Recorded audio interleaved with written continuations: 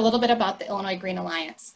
The Illinois Green Alliance is a membership-driven nonprofit that works to promote green buildings and sustainable communities. We believe that green infrastructure is key to strengthening neighborhoods and improving the quality of life for everyone. To move this vision forward, the organization is committed to advancing the latest technology and design through our education programs like this one, advocating for new policies, and conducting community engagement initiatives that involve thousands of volunteer hours from our green building professional community. The GreenBuilt Home Tour came about from a wonderful volunteer initiative to highlight green home best practices throughout the state through an annual tour, and we're excited to have the opportunity to bring the education of this event virtually this year. Each date on the GreenBuilt Home series is focused on one of 4 themes. The first week on July 8th, we had all electric homes. Then the following week, deep energy retrofits. This week, we're going to talk about passive house. And then finally, next week, we're going to talk about wellness and high performing homes. Each web event will allow you to hear from the green building team featured behind the green home and learn about the latest green home technologies in action. Before we get into today's program, I'd like to thank our partners and sponsors for their support in helping make this event possible and spreading the word to their networks. Thank you to the Evanston Rebuilding Warehouse, the Chicago Association of Realtors, Green Home Institute, Passive House Alliance Chicago, Slipstream, Citizens Utility Board, Phi Theta Kappa Honor Society of Joliet Junior College, and the Greater Home Builders Association of Greater Chicago, and a special thank you for the support from the Illinois Science, Energy, and Innovation Foundation. We would also like to thank our event sponsors for their generous financial support of the GreenBuilt Home Tour series as a whole. A huge thank you to ComEd Energy Efficiency Program, Peoples Gas North Shore Gas Energy Efficiency Program, Brink Building Products, Build Equinox, Mitsubishi Electric, and Insight Property Services. I'd now like to turn it over to Ben Newell, President at Build Equinox, to share a few words as a key sponsor of today's program. Thank you, Ben.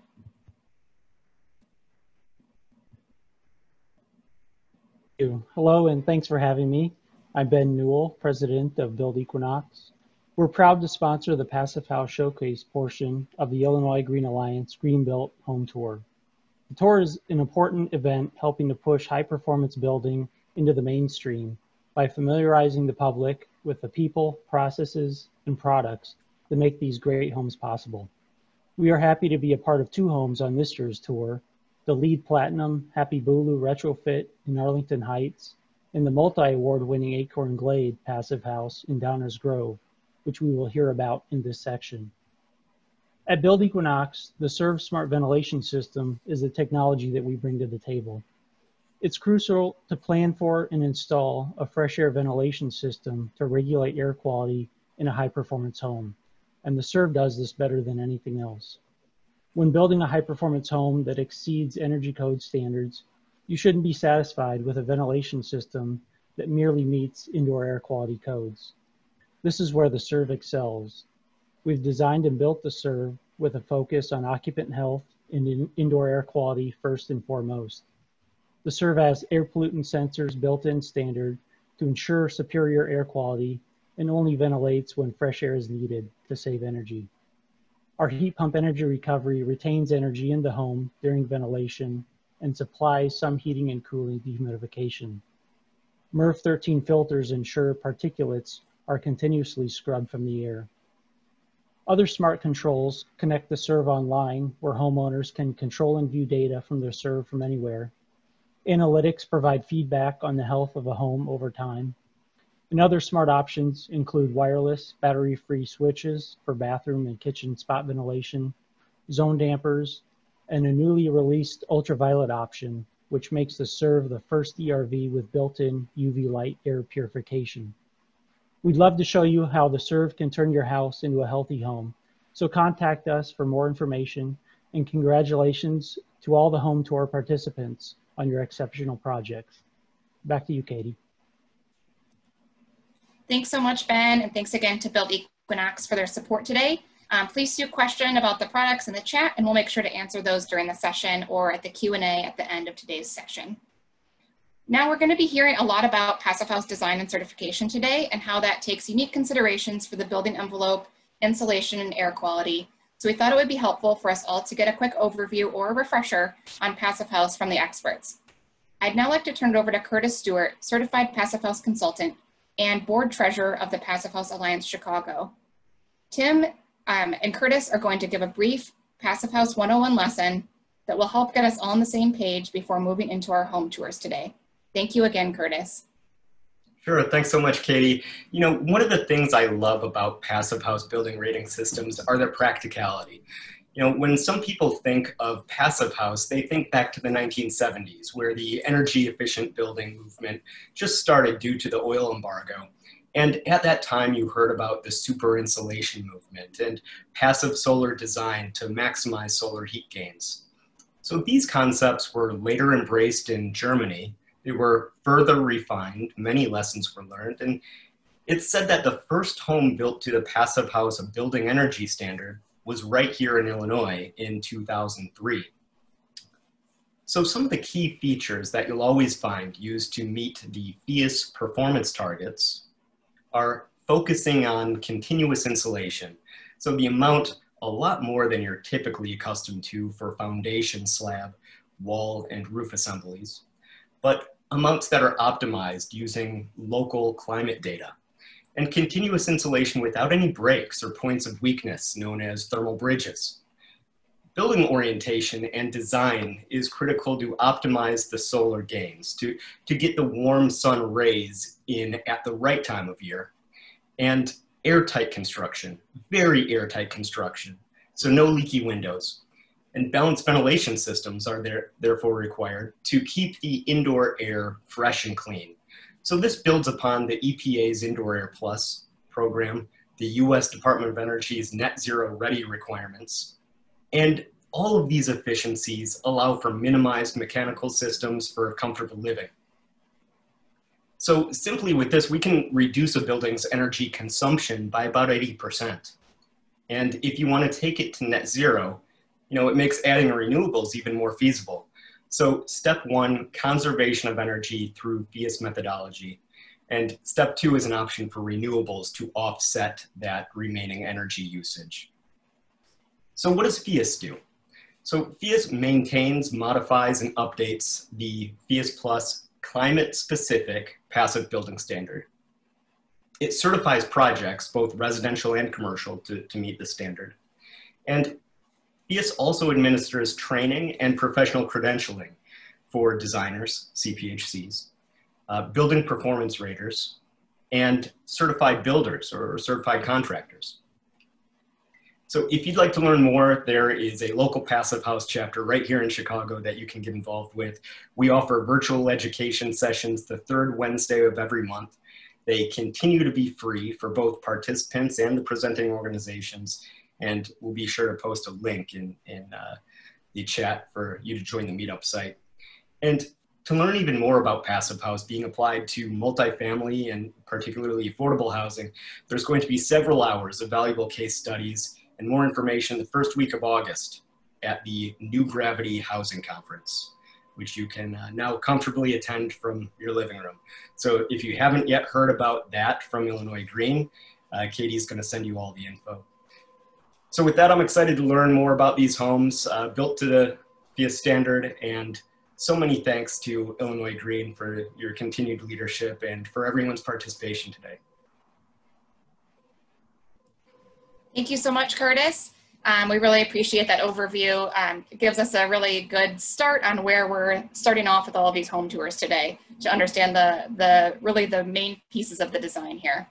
So Curtis and our presenters about Passive House will be available in the Q&A and throughout today's session. So put your questions in the Q&A. They'll be back on later in the program to moderate, but also during the session, they can answer those questions if you have something specific throughout the session.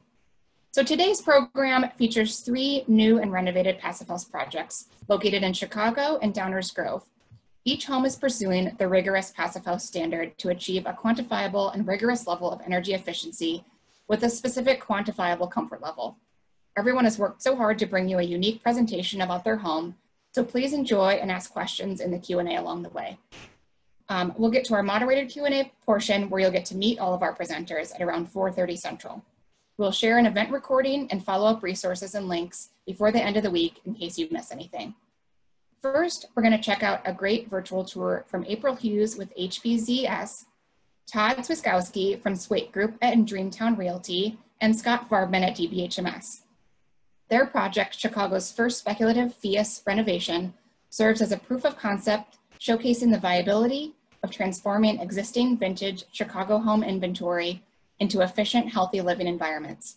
As a certified Passive House project, this home comprises of a set of science-based technology principles that lead to rigorous levels of energy efficiency, improved indoor environment, and enhanced thermal comfort. Let's take a look at this great home tour now.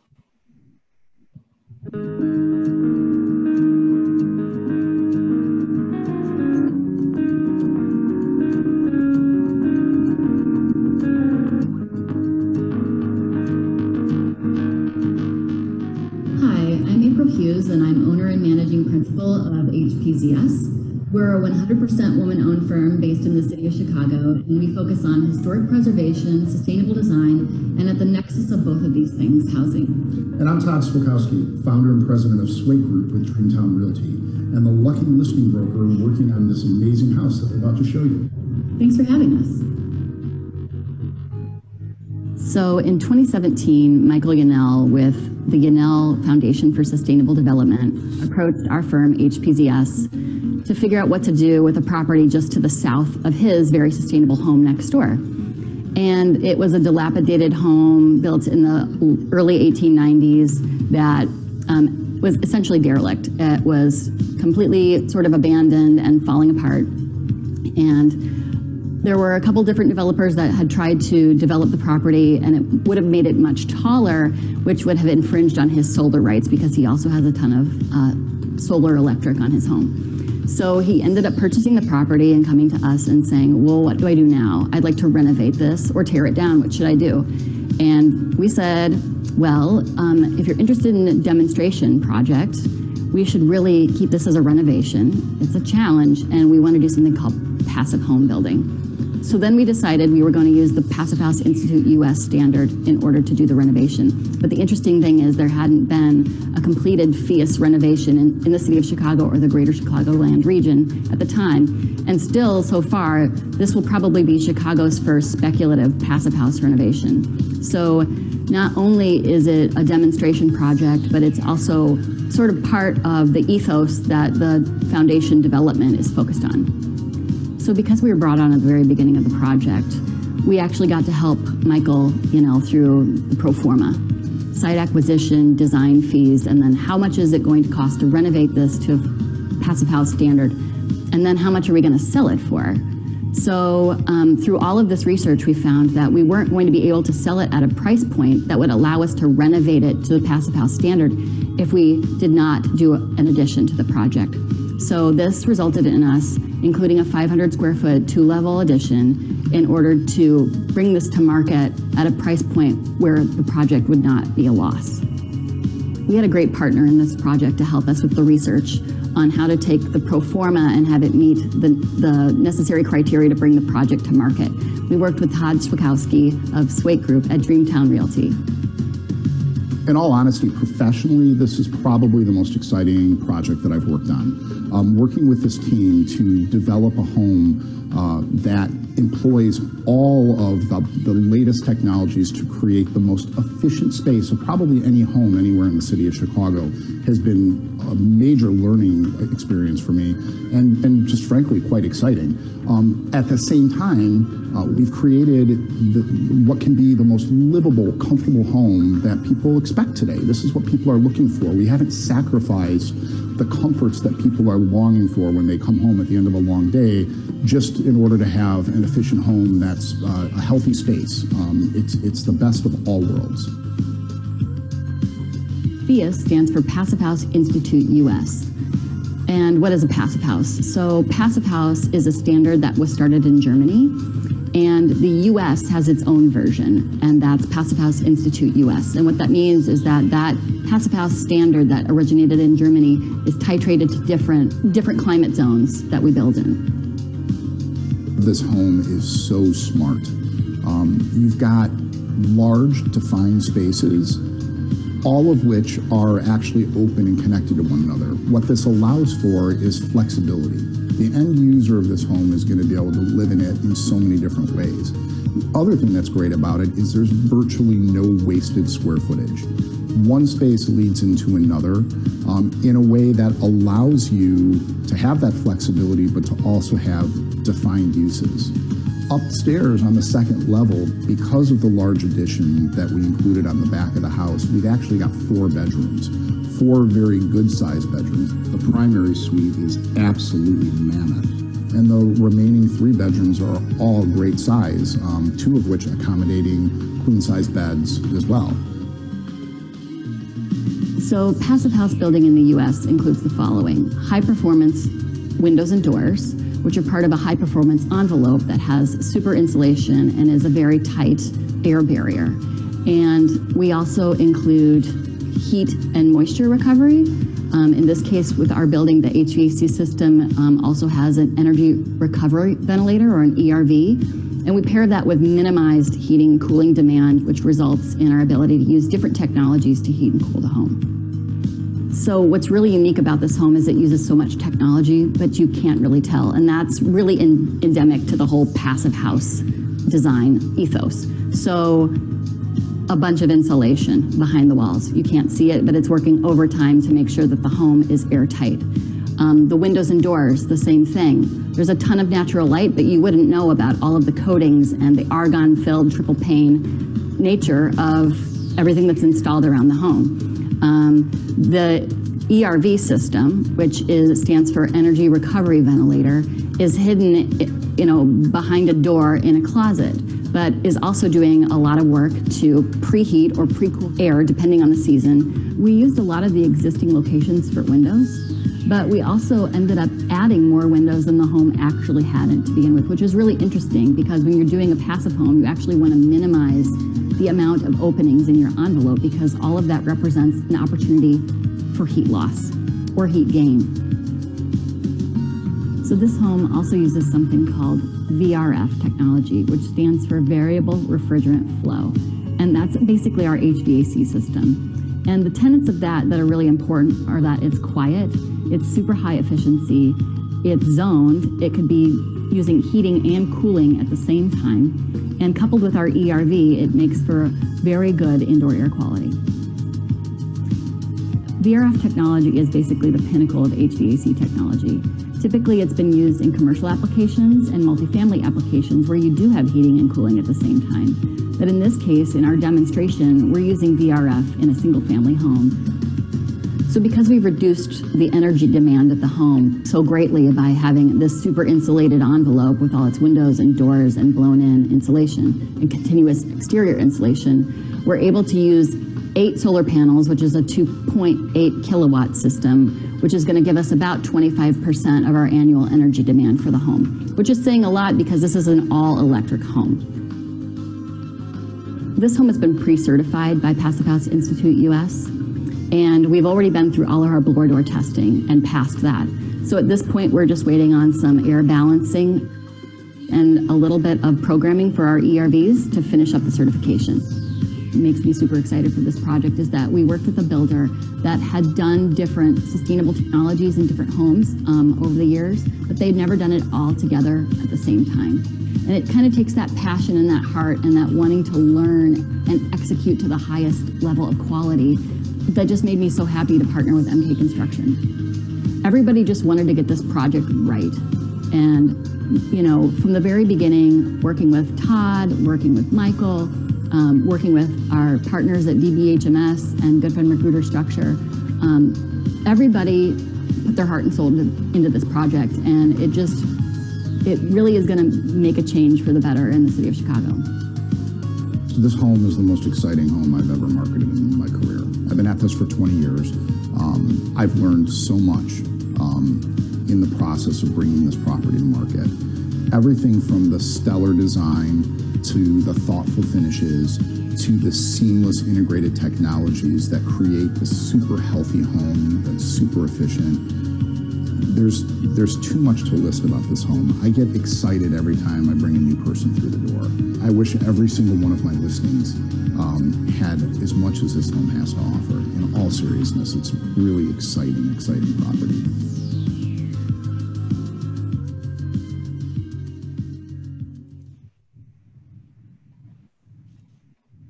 Thank you so much, Todd and April and Scott, for sharing your wonderful renovation story. Please make sure to add all of your questions for the project team in the Q&A, and we'll take those on during the facilitated Q&A for our presenters. Next up, we are going to talk with Neil Peck. I'm going to pull up his slide presentation really quick. And Neil, if you want to unmute, you can join here. Our next Passive House certified home is brought to us by Neil Peck with SN Peck Builder. I think I'm there, Katie. You want to allow my video or no? I think that you're good. If you want to show video, you're more than welcome to. Okay. Well, it's not letting me do it, but that's okay. That's okay. We can just talk over. So I'll just do a quick intro. The Lakeview Passive House remodel is one of the first certified passive remodeled homes in the Chicago area. To achieve Passive House standards, the project used triple-glazed windows and doors, mini split mechanical systems, and an insulation system of dense packed cellulose and rockwool. To achieve a net zero energy use, a 10K solar PV system was installed on the house.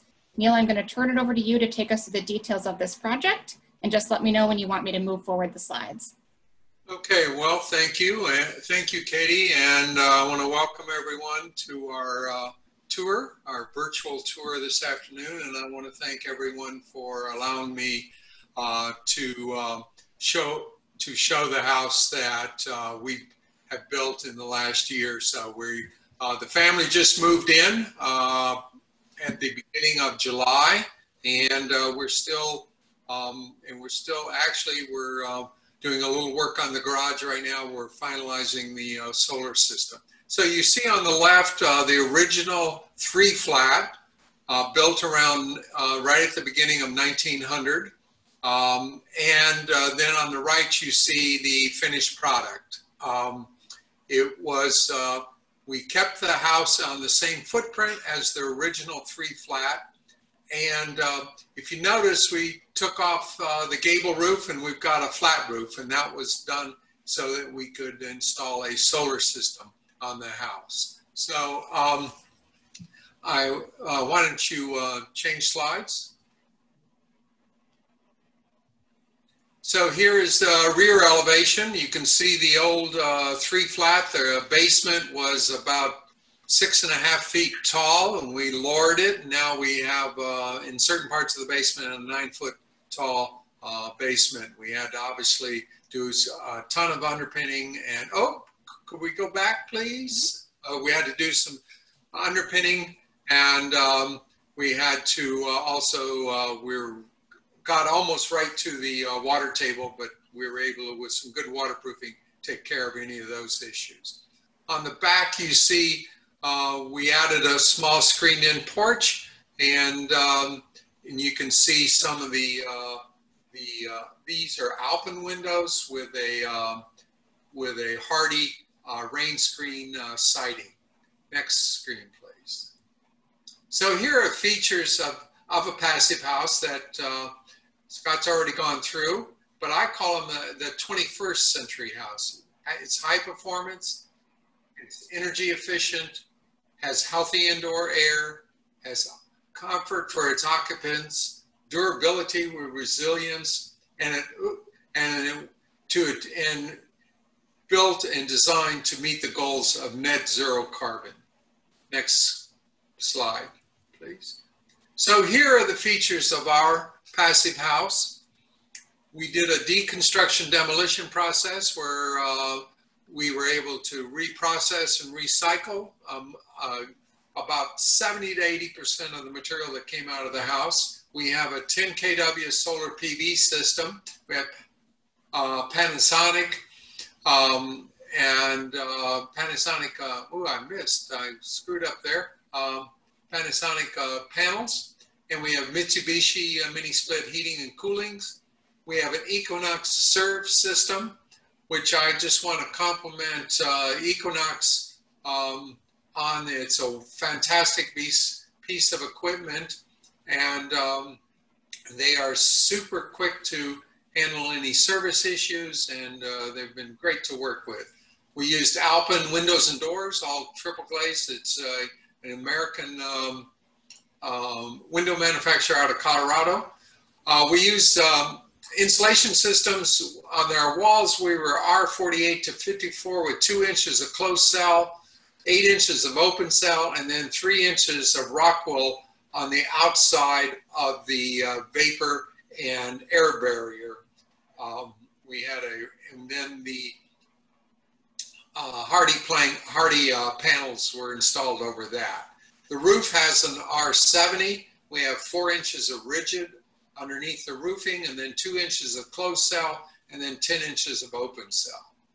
And we were able to achieve a 0.04 CFM per square foot. That's a 360 CFM reading at 50 pascals blower door. And the PHIUS standard is 0.06. So we were able to exceed their standard. And I'll talk a little bit about that later. Obviously, we have non-VOC paints and finishes. All our plumbing fixtures meet PHIUS standards of 0.5 gallon per fixture. We have a Rheem hybrid domestic hot water heater, and the house is almost 100% electric. The owner wanted a gas cooking stove, so we provided it, but when he turns it on or turns the hood on, then we have an outside air vent opens up to supply enough air for that hood. Next slide. Here's some of the equipment that we used.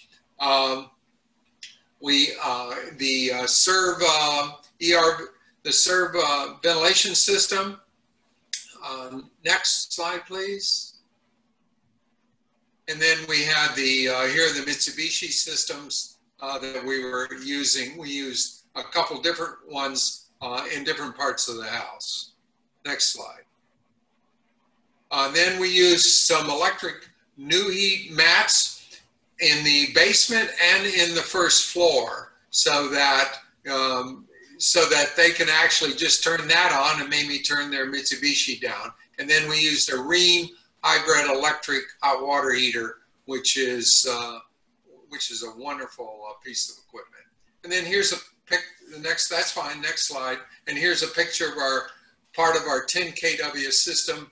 We had Panasonic 330 watt panels on the main roof, and then we're installing Lumos 290 watt panels on the garage pergola, which actually they started installing today. And they'll be finished out by Friday, so the whole system will be up and running. So here's some of the framing, early framing, as you can see. And this is how, and on the right is how what ended up. We have the house, the owner wanted kind of a white box. He says he wanted a white museum box because he has a great deal of art. He's an artist in and of himself. Back, please. And then we put this recycled oak on one side of the living room and kitchen and dining room. It's all open on the first floor with an oak stair going up. And next slide. And then here is one of my carpenters installing some waterproofing on the basement walls, and this is what it ended up at on the right. It was an exercise area for the family. Next slide. So, and then this is a view of the kitchen, and we built a little breakfast nook. And you can see, this is a different perspective than what you just saw, looking from the kitchen towards the living room. And then you can see a picture of the breakfast nook that we built for this family. So here's some wall framing that we did. This house was built at the turn of the century. So we had balloon framing going from the original foundation up to the top of the third wall floor, and we had to add a wall to the top of that old balloon framing, and then put in trusses, and you can see some of that. Go back a little bit, go back one slide, if you could. Yeah, and we built a little mock-up of the wall that we had to build. So you see we had two 2x4 walls. One of them was represented the old framing wall. Then on the outside, we had some fiberglass brackets where we put the 3-inch rockwool on, and then we attached our hardy panels too. One of the challenges was that the old walls were so out of plumb, so not straight, and they were the 2x4s were warped. They've been that way for 50 years. So we had to use fiberglass adjustable clips in order to set up railing systems for the hardy plank so that it would be nice and straight and plumb. And then you can see the amount of space that we had on the inside of the rockwool we had 2 inches of closed cell, and then about 7 to 8 inches of open cell insulation. Next slide. And this shows some framing on the 3rd floor again. You can see the old wall and where we had to frame on top of it to create a support for the new roof trusses. And then you see on the right how that space ended up. It's a little kitchenette. That is the homeowner's art studio on the 3rd floor.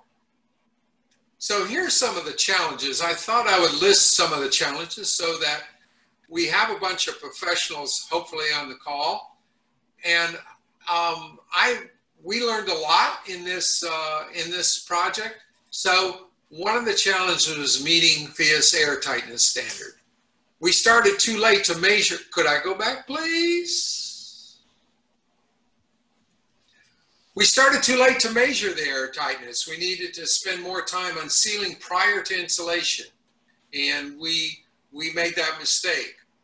And secondly, we had a very tight building site, and it made the sealing difficult because we could only work on one side of the house at a time.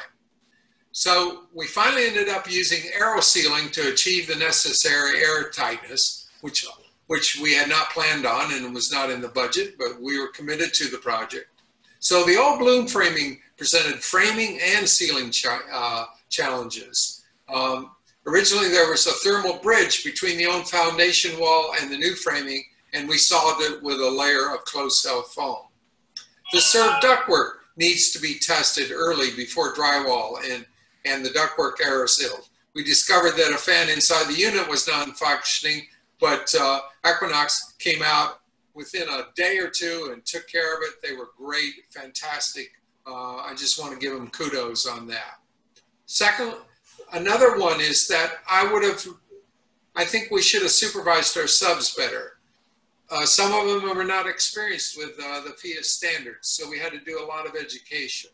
And one thing that, just make sure you apply for your solar permit in Chicago early. It took seemingly forever to get that one. So those are some of the challenges that we had. Next slide. And so we were the contractors and the builders, and Doug Farr, fantastic architect, and Farr Associates were the architect, and we thought we had a great team to complete this house. So I want to thank everyone for allowing me to show the house in Lakeview that we were able to remodel into. It's pre-certified. It's still, it will, next week or so, the final paperwork will go into PHIUS.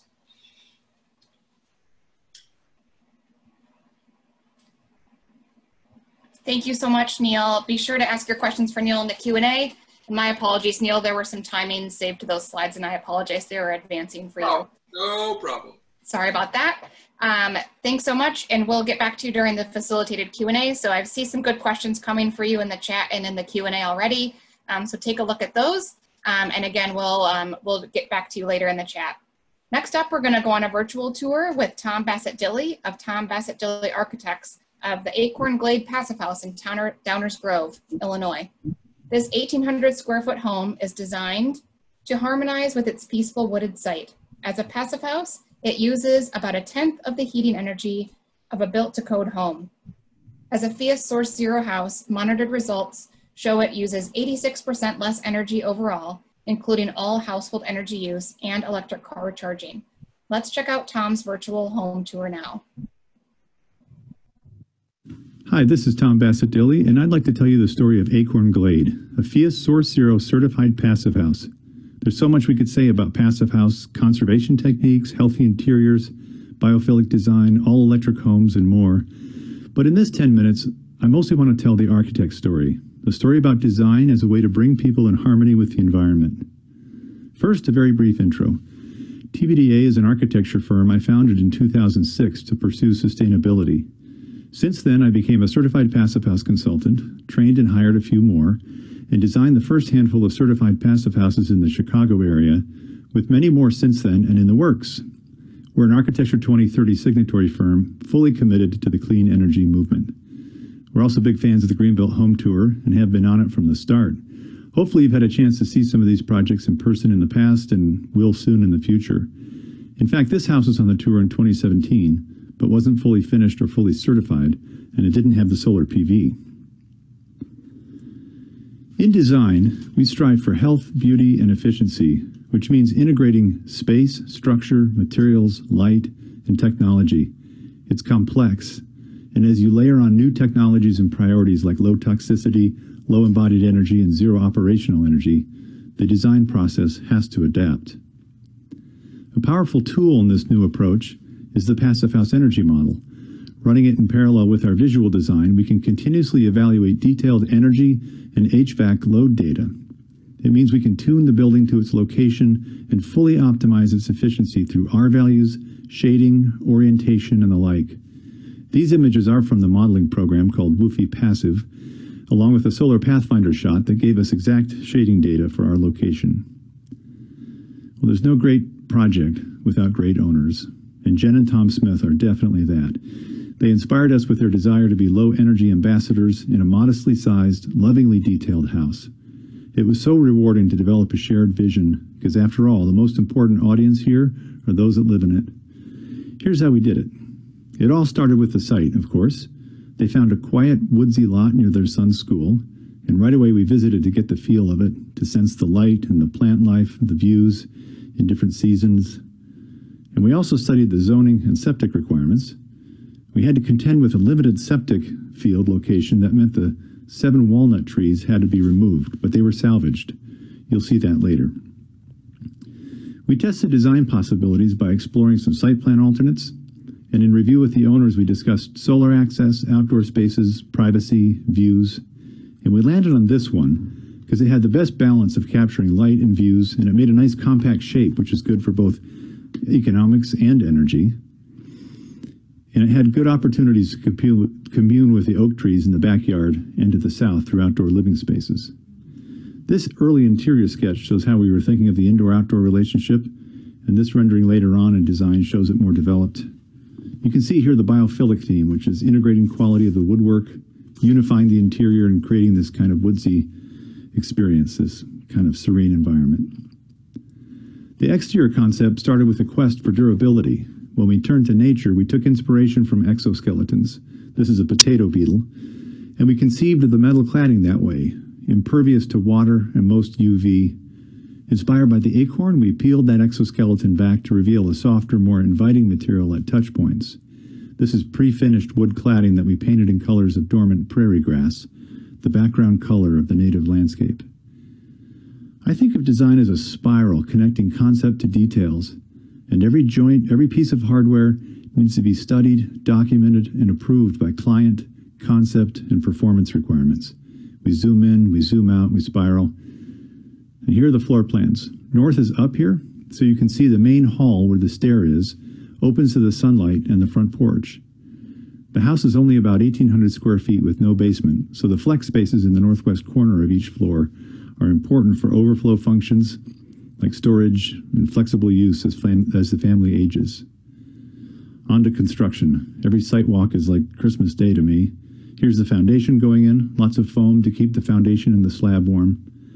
The framing is pretty conventional, but it's covered with a fluid applied air barrier. That's the pink stuff that helps make this an extremely airtight building. As with all high performance buildings, you make it airtight and you install a great ventilation system to get the pollutants out and fresh air to sleeping and living areas with excellent filtration. Here are samples being reviewed by the owner, the siding samples, which you can see were approved. And here are some key components to an all-electric house. The mini-split heating and cooling system is super efficient and quiet. The heat pump water heater is the way to go with electricity. And there are some different kinds on the market, not just these. In fact, this GeoSpring isn't on the market anymore, I don't think. And the ventilation system that I described before. This is the gold standard, in my opinion, the Serve from Build Equinox, a conditioning energy recovery ventilator. Check their resources out online. They got some great learning resources. So once you've designed a building to conserve energy, you add renewables. We find that passive houses are efficient enough to get to zero energy using their rooftops if they're not shaded too much. A conventional all-electric house would need at least 3 rooftops. So conservation is key. And that's what allowed this house to make the Source Zero certification and win these awards. Let's take a walk through. So here we are coming up the driveway. Some new trees planted. And yes, that is a Tesla in the driveway. One great thing about having that solar array on top is you can choose when to charge your electric car. Here we are coming in the front door. It's kind of tucked behind these privacy walls for the deck. The doors and windows are by Zola, triple glazed, European made by a Colorado company, Zola.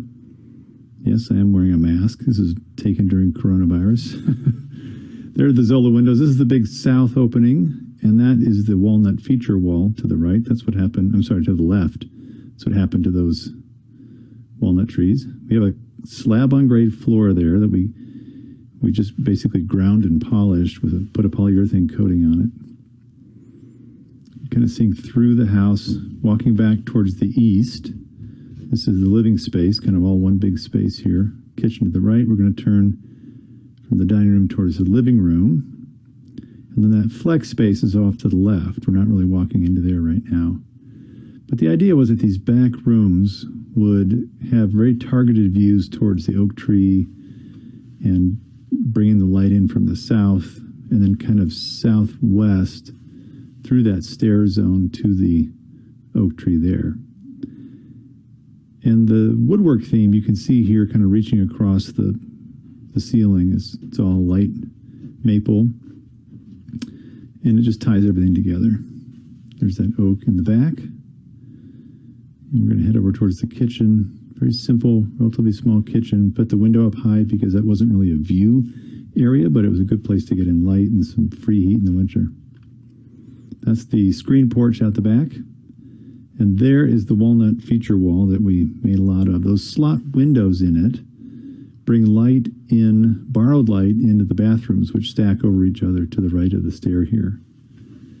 At the top of the stair, you'll see the mini split heat pump, which is up to our left. There it is. That does the heating and cooling. There's one unit downstairs as well. The two of them kind of manage on separate thermostats to kind of keep everything even.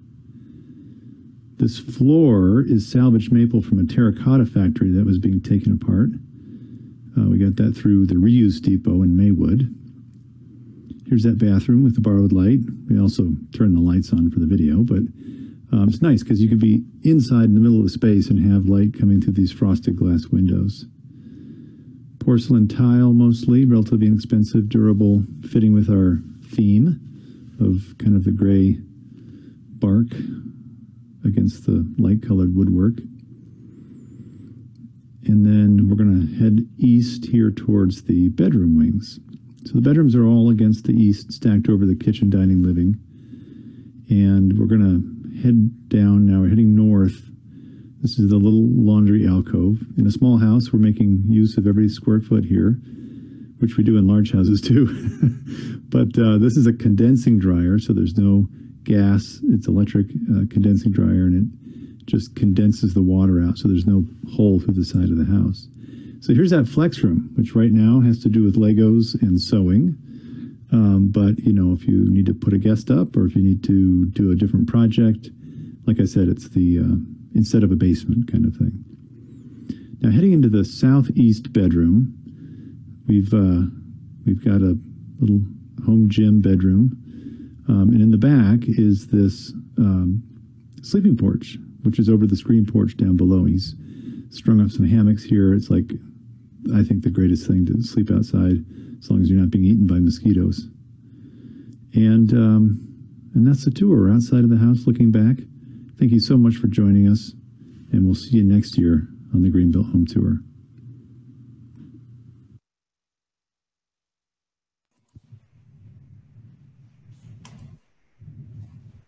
Thank you so much, Tom, for the awesome presentation and virtual tour video. Please share your questions for Tom in the Q&A, and we'll get back to that shortly. We're also going to share a YouTube link where you can check out that video after today's session if you're interested in checking that out or sharing with others. I know that was a lot of work, Tom, to put that video together, and same with April and Todd. It's a lot of extra work, and we really appreciate you putting those together for our home tour today. I'm going to pull back up our presentation, and I'd like to introduce one of Illinois Green Alliance's awesome volunteers, Julie Dunn. Julie is a volunteer in Illinois Green Alliance's Climate Action Ambassadors Program, and she's going to share a few tips about what steps you might be able to take in your own home to start on your journey to explore energy retrofit opportunities. So I'm going to advance the slides for Julie when she's ready. Julie, are you there? I am ready. Great. Thank you so much. I'm going to bring it to your first slide. And we'll share the links from the slide in the follow-up email afterwards, just in case you don't want to scribble them all down while Julie's talking about things. Here you go, Julie. Okay, so what I'm going to talk about are kind of related to some of these homes that we were just viewing. So a lot of the technology that goes into that is fairly new, and it can be overwhelming when you're going to look at, how do I apply these things to my home, especially if you're going to be doing a renovation. So the slides that we have here are giving you just a little bit of an introduction into where you can go to find out more of that information. So in here on this slide, we've got the home energy YouTube video, and that one can kind of help walk you through if you like a video describing to you some of the options that you've got. And it'll help talk you through how you go into your own home and look at what options you have and analyze the situation that you already have and figure out where you are at in terms of your energy efficiency in your home. So they've got some advice like putting foam gaskets behind the outlets and the switch plates. My personal home is less than 15 years old, and we've got really high R values in the walls, and we went through all this effort to make it energy efficient, but the contractors were not on the same page with us. And if you go to most of our outlets on the second floor of our home and you put your hand in front of it, you can feel cold air coming through. So that's something where you might be surprised to find out how much infiltration is coming through your home in those spots. So that's a really good situation for you to examine and find out, do you have airflow coming in? Is it just cold air? Is it too hot in the summer? And that's a place where you can put foam back there, you can caulk it, you can seal the leaks up, and that can really make a big difference in your home.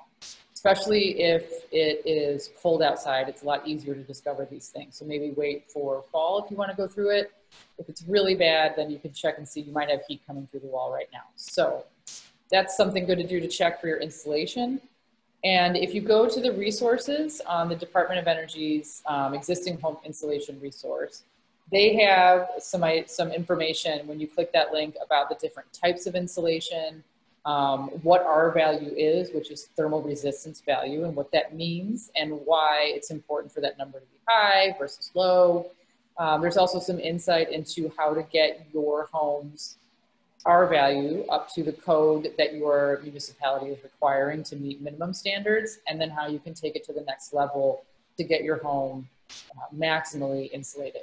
They also have a list of a variety of insulation types. So I know in some of the videos, they talked about closed cell and open cell, and then blown in, and there's also soy insulation. There's all the different kinds of insulation besides just the Owens Corning pink that everyone's familiar with from the last 50 years.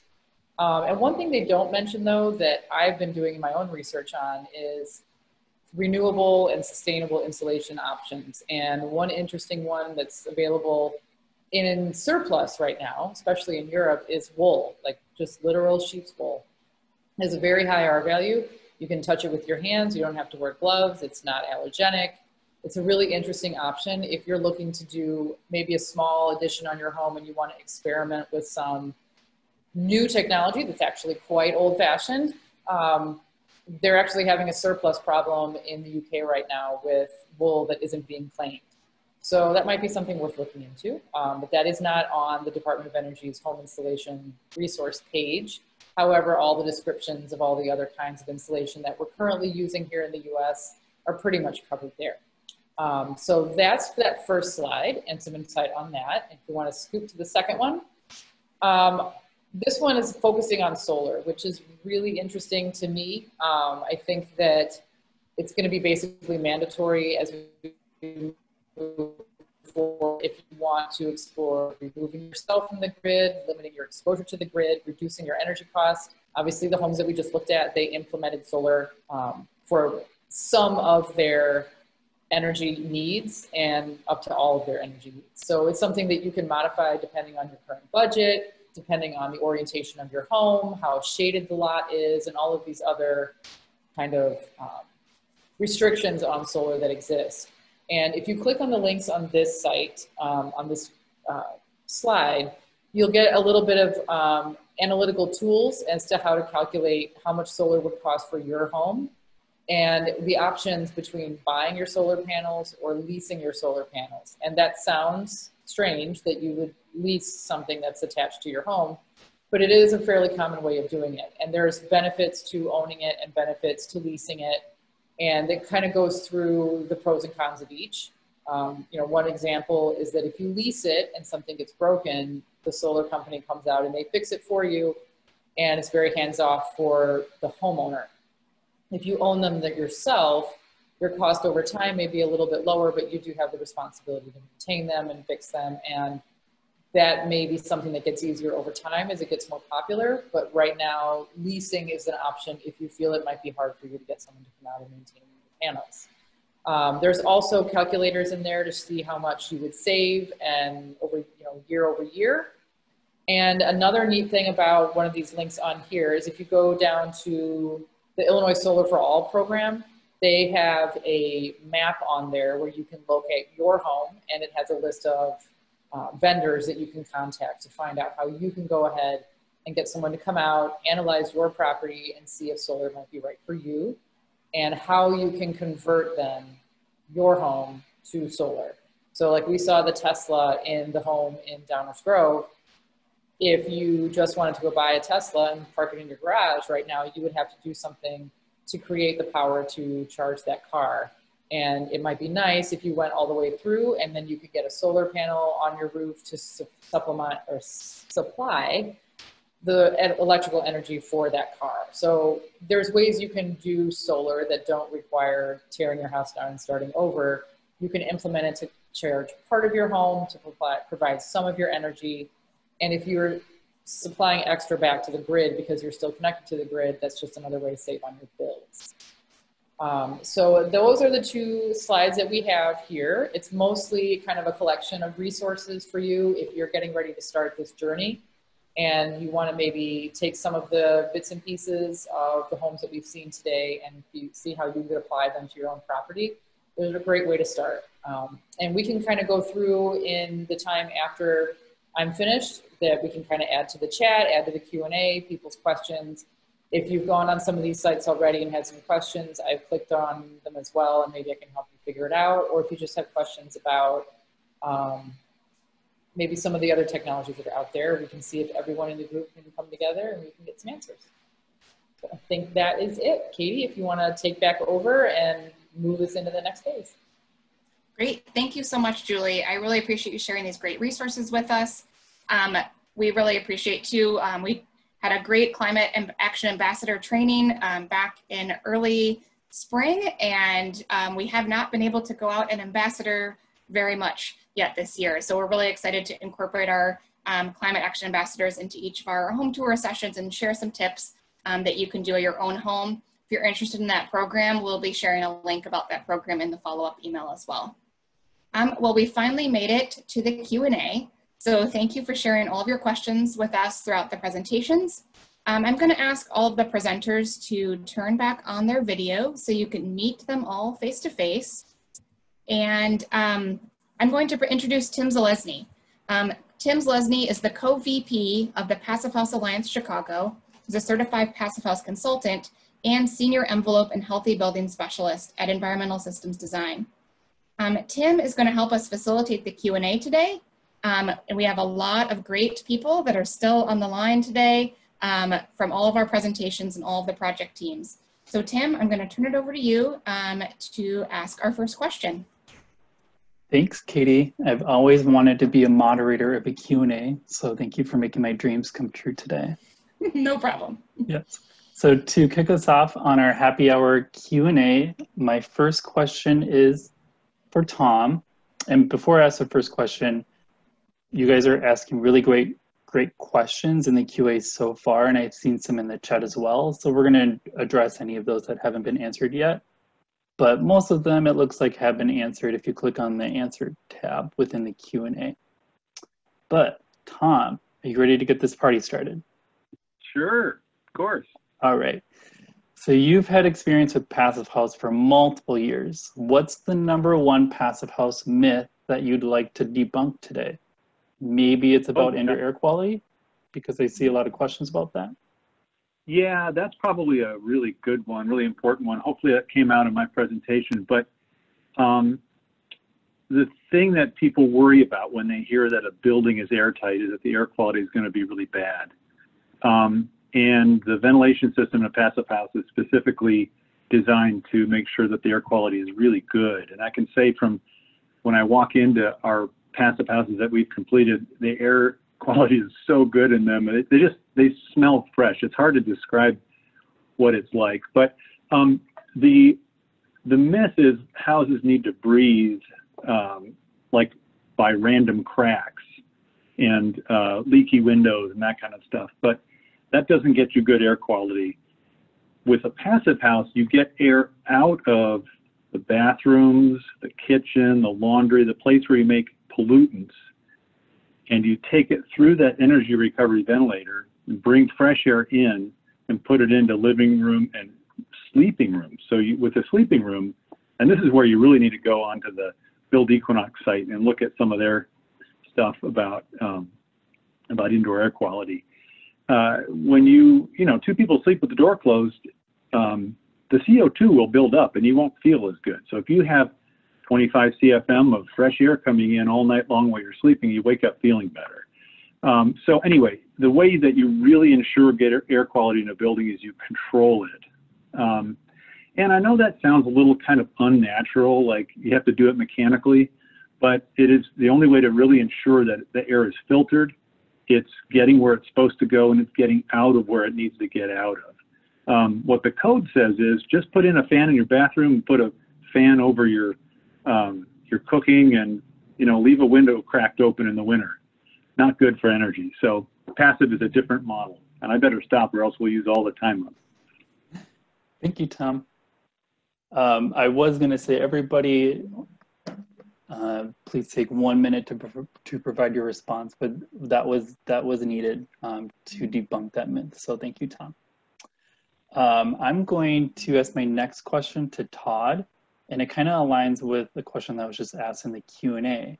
But Todd, when people walk into house #1, what do you think, what are you most excited for them to notice? Is it going to be the air quality, how clean the air smells, how comfortable it is, or how much money they're going to be saving on energy bills? Like, what do you think the general public is going to be most excited about? I think the thing that I'm most excited about is they walk in and their first impression is this bright, airy, open, sunny space. They're not even thinking about all the technology that's in the attic, in the walls, in closets that are making the home so efficient and so healthy. So when we start actually talking about that stuff, I think it's a little bit, I think I'm hoping what we're starting to see is a little bit of a paradigm shift where you don't have to have either a really efficient home or a really comfortable, cozy home. This home is both, and you don't even see the technology, but it's all happening. that's the part where people get kind of like, whoa, you know, kind of excited about it.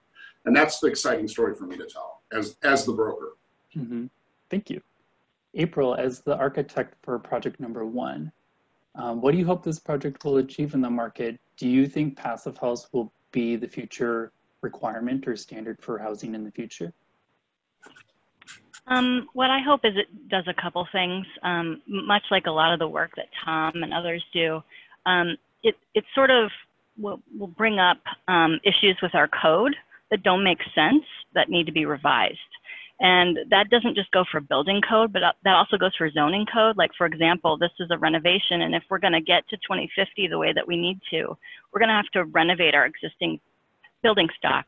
And we can't have zoning regulations that eliminate the ability to do that. Like, for example, this existing home from the 1890s was already beyond its side yard setback.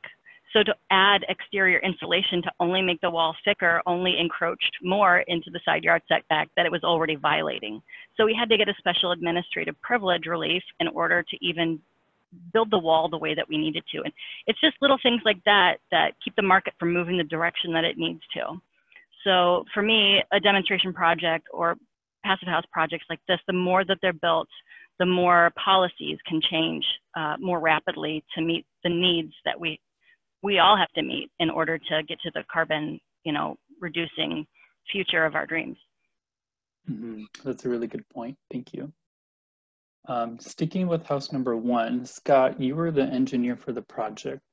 I saw some people were asking about aero sealing. Could you describe what that is and how it helped achieve the passive house energy standard for your project?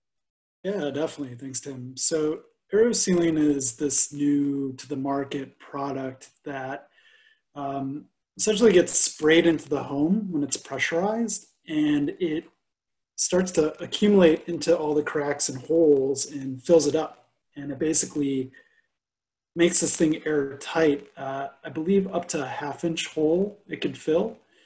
And this is really important for renovation projects when you don't have the ability to do the type of air sealing that's required, especially if you're keeping the existing structure in place.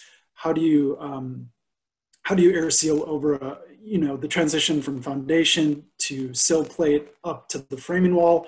There's a lot of wacky transitions that you're maintaining, and you really just can't air seal well. So this is a really cool new product to the market, and it's definitely being used a lot in the renovation, gut rehab sector. And if I can add, it's relatively inexpensive. I was going to ask. Thank you.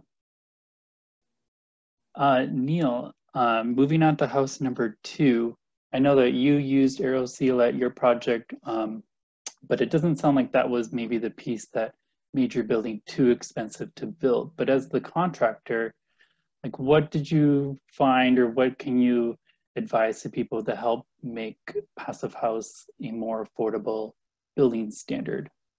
Is it a qualified team, or just generally a smarter approach to building, or more collaboration? I don't know. That's actually a pretty tough question. First of all, in the present environment, you have to have a client, you have to have an architect, and you have to have a builder who are actually aligned in creating a passive house. Otherwise, you're going to have real difficulty. And Tom can speak to this. Probably he's done more certified projects than I have. You're going to have difficulty getting certified by PHIUS. PHIUS is the toughest standards out there. There's nobody tougher. And if you know somebody tougher, let me know. I'm a lead AP, but PHIUS is the toughest, highest standard building in residential. I can't speak to commercial, but in residential building. And it is actually in my opinion, the residential housing of the future. It's the 21st century. And like anything else, as we do more of it, and all the trades get more familiar with it and expect it, then the cost is going to come down. Secondly, I think some of the products that we have now for membranes and sealants and so forth is we have a lot more products to choose from, to be able to use for air barriers, water barriers, etc., than we did 10 years ago. There's enormous number of products presently. So I think in aero sealing, we did it as a last resort because we weren't meeting our goals, and we had to do that, and we were able to do it. We actually exceeded, but it even took. We have a blower door. We have our own blower door in our company, so my project manager was out there. We did, I think, 10 different blower door tests at different stages during the process. So that tells you what you need to do in order to achieve air sealing. And I say air sealing is probably the most important part of the passive house package. I don't know if Tom, if you would agree with that, but it reduces moisture problems, handles all kinds of insulation problems, and reduces your energy, and also in order to have good indoor air quality with your ERV or with a serve, you need tightness in order to achieve that. Because if you don't have tightness and you have an ERV, then you've got a mixture of outside air that you don't want and mixing in with the air that you're bringing in that is filtered. So there's, I think we have a long ways to go, but I do know some people are doing affordable housing with FIUS standards, so it is doable. Thank you, Neil. Were there any other panelists that want to address the cost question differently from Neil? I'd love to, if I could, yeah. Yep. We've done some studies on this with builders and found that for a couple of our single family houses, we're looking at a 4 to 7% premium of construction cost to go from a built to code level to a passive level. And that amount that you would increase your mortgage is offset by your energy savings from a cash flow standpoint.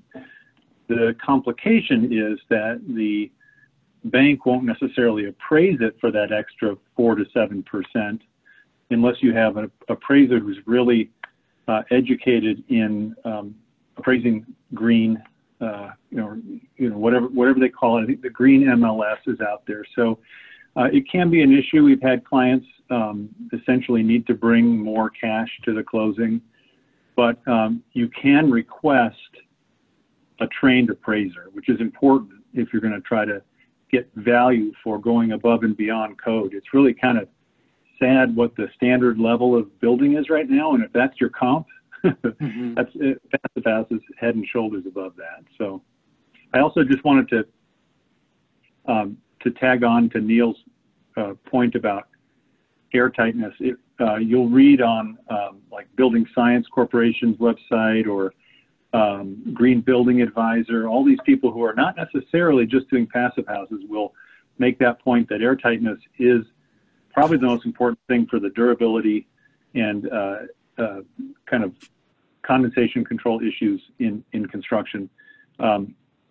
It's really good for a building to be airtight.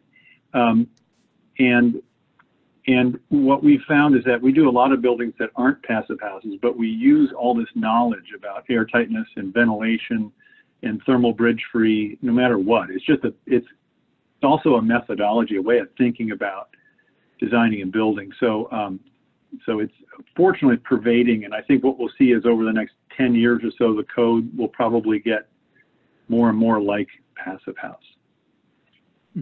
Thank you, Tom. April, somewhat similar question for you. What was the lessons learned for your project for house number 1 that potentially could have saved some money, or is just a lesson learned that you want to adopt on your next project? I would definitely say it depends on who you ask. If you ask the builder, the project architect, me, Todd. But I would say, from my perspective, the biggest lesson learned was that you don't have to change the market with a passive house builder.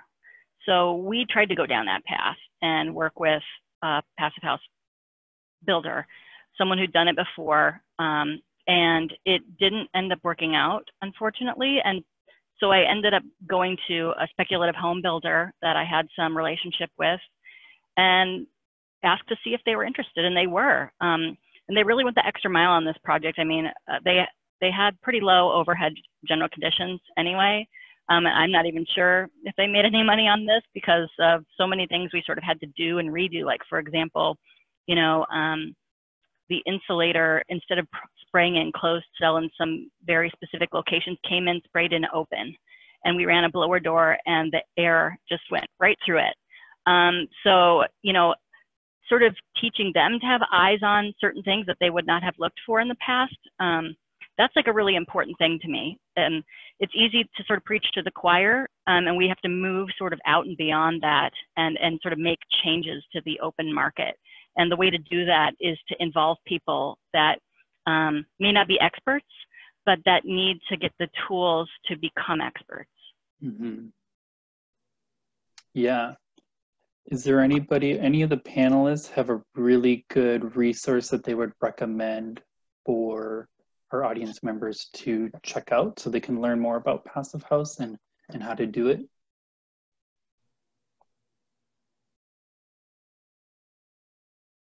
Well, I'll speak to that. There are a couple things. You can go on PHIUS's website and also go on Building Science. Building Science out of Massachusetts, Joe Stiebeck and all those guys over there.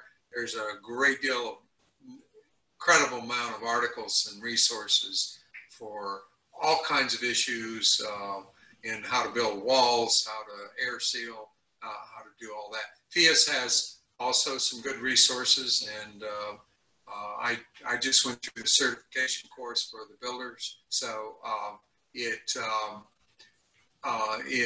So there's actually quite a bit of material out there.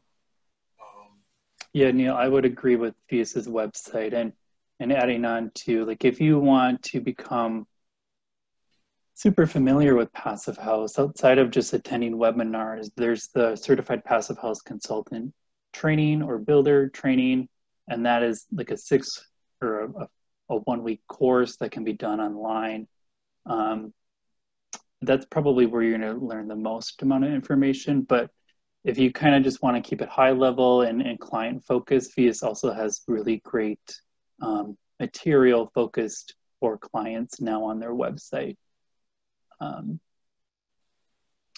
So what I'm going to do next is go into some unanswered Q&A questions, or ones that were found in the chat as well. I apologize if I miss anything, but I've been focused on what I already had in the screen in front of me. But somebody was asking about embodied carbon calculations, and what that means is the amount of carbon that was emitted into the atmosphere based on the building materials used for the project. And one of the benefits with a renovation project, if you keep the existing structures, that you're not purchasing new material where that new material was made and emitted carbon based on transportation, mining, manufacturing. And so have any of the panelists done an embodied carbon calc for Passive House project, or want to chime in here on embodied carbon? I can give a quick answer if no one else has, or Tom, if I don't know if you've done embodied carbon for a Passive House yet. I haven't done it for a Passive House yet. I've done it for a handful of other projects. And I wrote in the chat that carbon modeling is still really new to the industry. There's a handful of tools out there right now. Kind of the most popular right now is EC3, which has partnership with Microsoft and Skanska and a whole other conglomerate of partners. And it's very easy to use. And I think that's really where things are going. It does require to do accurate modeling to have, the materials you're buying and installing to have environmental product declarations, which is this new thing that LEED is trying to make mainstream. And that's starting to happen in the marketplace, but not every product does. So if if your builder is buying stuff from Home Depot or somewhere local, you're probably not going to have the information you need to do a full carbon analysis. But I hope we do get there, and I think we are. Yeah, I think we'll definitely, I agree, Scott, we'll see it more in the future as more information becomes available. And as our housing and commercial building stock becomes more energy efficient due to more strict energy codes in the future, it means we're going to be emitting less carbon into the air due to building operations or how much energy we're consuming on site, and more how much we're actually emitting into the atmosphere with CO2 based on the products we purchase, whether it's building materials or like a toothbrush, for example. Yeah, that breakdown now with the high performance building, looking at, let's just say a 30-year life cycle, it's almost 50-50 operational versus embodied. So it's a significant chunk of carbon emissions that we as, an industry need to start addressing if we want to impact climate change quickly. Thank you. Yep. We're doing a project right now that we hope is on next year's GreenBuilt tour. It's actually a Frank Lloyd Wright house here in Oak Park. The owner asked us if we could make it net zero, and we kind of went, wow, without ruining the architecture. And so we're well along on that, and it's going to be like a 4-year process. But as part of that, we're doing a study to kind of look at the comparison between if we did nothing and just used the baseline energy that it uses now, if we did kind of low-hanging fruit renovation, and then if we did deep energy retrofit, which we are doing, and then adding solar. It's a flat roof house, so you can't see the solar. So it's really nice stealth renewables. And so what we're using instead of the actual embodied carbon is just kind of more broad brush BTUs per square foot of building, which is, it's not the best, but it's what we have right now. And it's pretty fascinating to see that if you tear an old house down and you build a new net zero house, you're like many years out before you recapture that carbon. And that's what I love about seeing these renovation projects on the presentation today, is because if we're going to deal with climate, we have to lower our carbon right now. So we can't tear down a bunch of buildings and do energy efficient. We have to renovate, and we have to renovate a huge number of buildings. And so what April and Scott and Neil are and FAR Associates are really showing us are techniques to do that. Now, I will say that I've looked at it on my house, and I'm not going to do a passive house retrofit. I'm trying to get passive house interested in a reduced demand, which gets me to the source energy limit, but not necessarily all the space conditioning. But that's for a further down the road. But I don't think everybody should feel like they have to make a net zero house or they have to do a gut remodel or they're terrible people. It's like you can use many different strategies, but it's different for every single building. So anyway, it's a very interesting and complex and necessary conversation. I'm glad we have 2 renovations on the tour this year. Yeah, that's a really good point. Looking at the Q&A, I'm gathering that a lot of people want to know, what exactly do I need to do to build a passive house project? Like, what kind of insulation? Is it closed cell, open cell? Do I need geothermal? And the answer to those questions is usually project specific. And your design team will help answer those questions. But I'm going to open it up to the panelists. Does anybody want to provide some guidance on why they used open versus closed cell insulation, just to kind of provide some more information? I would like to address the question of what you need to become passive.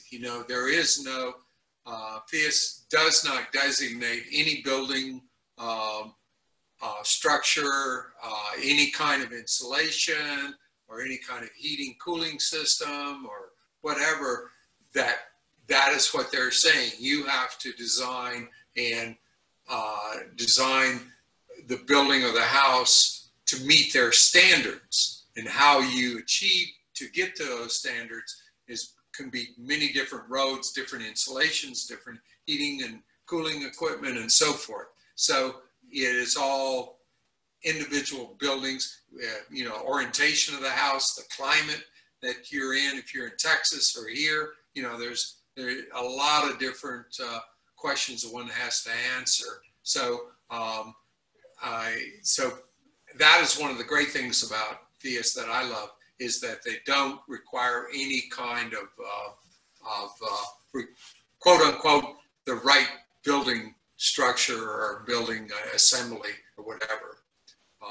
And open cell is open cell. Allows moisture to go through it, and closed cell doesn't, more or less. One is, what is it, class 1 perm, and the other one is class 2 or perm rating on that. Curtis, you might know all of that, and Tom too.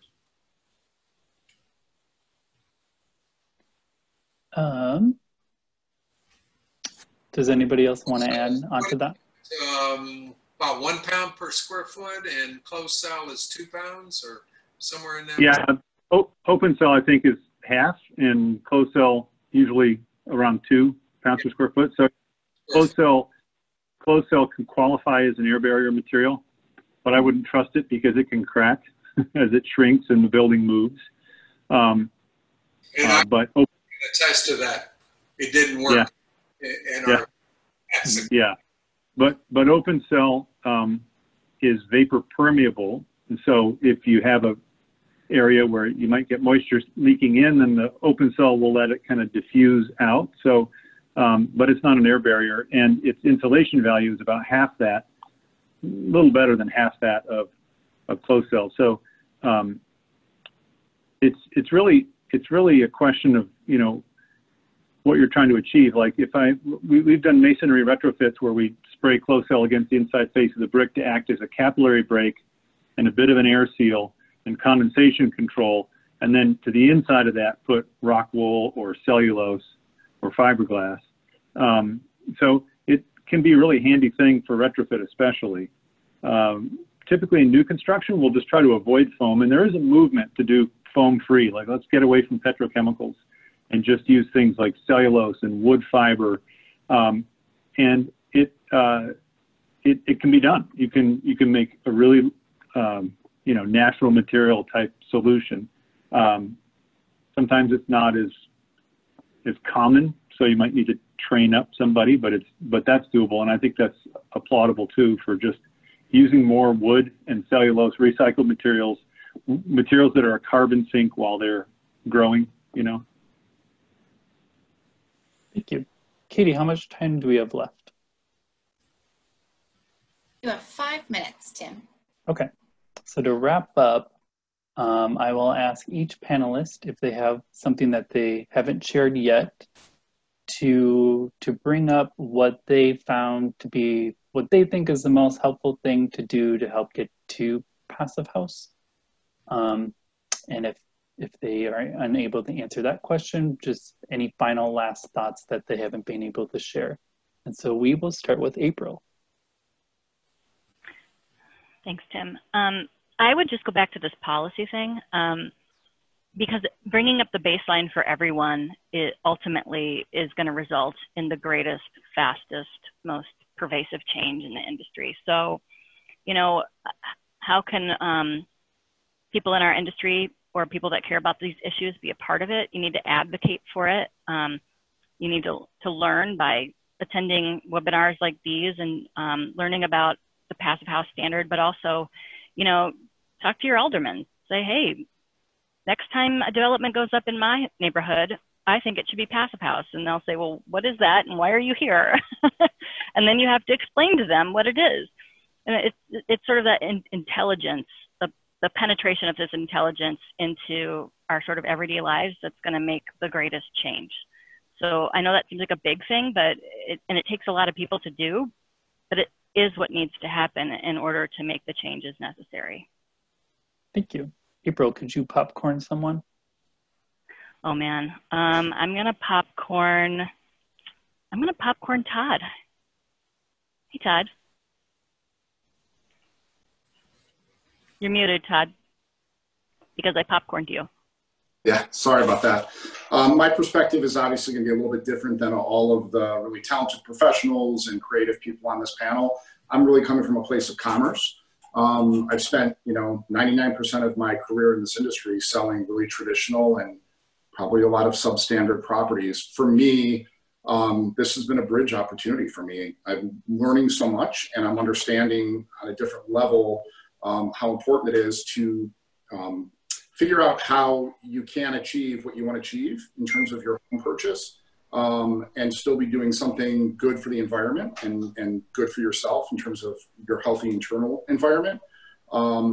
It's going to be a game changer, and I think it's going to be exciting to be somebody who's bridging, working on the commerce side of it to try to help people understand that this is something we can be doing on renovations and something that maybe is possible on a new construction purchase. I think that most often when I talk with people, they don't even think of buying a greenhouse because that's all technology and it costs 3 times as much. And this experience has helped me firsthand learn that that's not necessarily the case. Thanks, Todd. I will let you popcorn. Let's go to Tom. All right. I guess we're kind of moving out of the early adopter period into more and more people doing this, which is great. And I think that one thing I've really noticed over the years is that single-family homes are expensive, no matter what. And architect designed single-family homes with a lot of care and love in the interior and everything are expensive. And so it's, I would not say that passive house is a barrier to entry for somebody who's doing a home like that, but it is well, where I'm trying to get to with this is that it's about design. And that was kind of why I did my presentation the way I did, that it's the way you think about the shape. And somebody had asked in a chat earlier why I didn't have overhangs on the house. The design really was about working with the owners, and we kind of developed that acorn idea. And we had sort of mini overhangs instead of big overhangs, and it worked with the energy model. So gosh, I'm really rambling here. But the point is that the way you think about the performance of the building is in harmony with the way you think about the aesthetics of the building, and that's the way things are changing, I think. So hopefully, as we get out of the early adopter phase, it becomes more common, and people don't see it as difficult or expensive or what have you. So I would say that the biggest thing is to know going in, design-wise, what you're undertaking. And I think Neil was hitting on that too. The whole team kind of being on board. Thank you. Neil, you have 10 seconds. Any closing thoughts? I have 10 seconds. Yeah. Sorry, Neil. Thank everyone. It's been great. I hope everyone enjoyed, and I learned something, and I hope there it is. And just want to remind people that this is the standards of the housing of this century, the 21st, in order to meet the challenges that we're going to meet with climate change, in all of the things that are going to be happening, in spite of the present administration. Scott, anything left to add, or turn it over to Katie? I'll turn it over to Curtis. Or Scott. Huh? Scott. I can't follow that up, but I just wanted to mention, PHIUS offers performance targets, but they're goals which, can apply to anyone wherever you live. Focus on air tightness in your building, focus on adding insulation strategically, introduce fresh air to your space. And I couldn't have said it better than Neil just did. So I want to thank everyone and Illinois Green for putting the GreenBuilt home tour together one more time. And many thanks to our presenters as well. Scott, anything to add? Yeah, just really quickly, kind of chiming in on Tom and Curtis there. We may not see a lot of certified passive house projects, coming down the pipeline, but hopefully a lot of the standards from the certification are being implemented throughout Chicagoland, the nation, world, et cetera. I think if we could do 75, 80, 90% of what the program requires, we'd be making a lot of progress as a whole. And everyone does, as Tom said, everyone doesn't need to have a passive house, but if we could do, some components of it, insulation, airtightness, continuous ventilation, we'd be making a lot of progress. So thanks, everyone. Yeah, I think that was perfect to close out. And if you do decide to pursue passive house, Neil did say that they are sticklers, but they are also nice and very collaborative. So don't be afraid of them. And they're located in Chicago, so it's easy to get answers. Katie, over to you. Thank you so much, Tim. Thank you for moderating this great Q&A.